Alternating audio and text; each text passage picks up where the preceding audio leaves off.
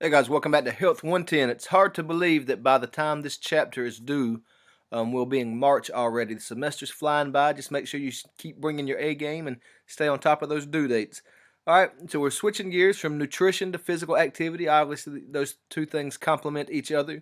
When we're talking physical activity for fitness and health, this is really my favorite chapter just because that's the one that I really relate to most, or at least that I'm the most passionate about. In fact, my undergraduate degree was in exercise and sports science. So I just have a true appreciation and understand the value and benefits of physical activity and its impact on not only fitness but overall health. And guys, that includes opportunities to improve your social health as well as mental and emotional health through physical activity.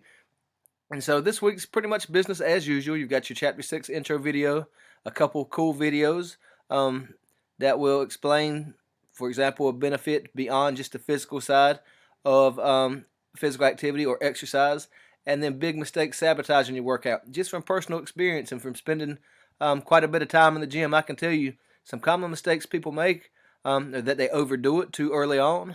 So you kind of need to work your way up. Start slow so you can stay in it for the long run. Remember, it's a marathon, not a sprint, so to speak. Also, make sure you find activities you enjoy doing.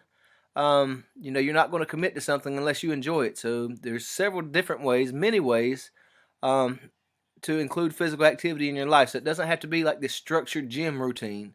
Physical activity, by definition, is really any movement that burns calories. So you can really tailor it to your interest and to your fitness and to your skill level. So that's key here for making sure that you can be consistent and truly incorporated physical activity or exercise as a regular part of your daily life.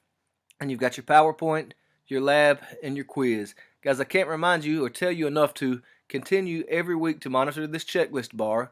And if you have any white in there, you just simply click on the checklist and you go back and see what you're missing.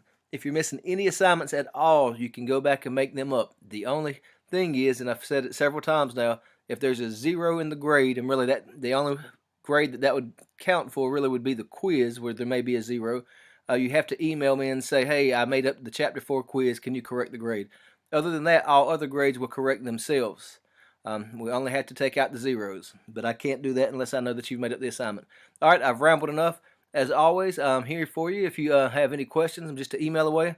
I hope you had time to enjoy the snow and got out and maybe got some physical activity in the snow and the cold. All right, guys, let's make it a great week. Take care.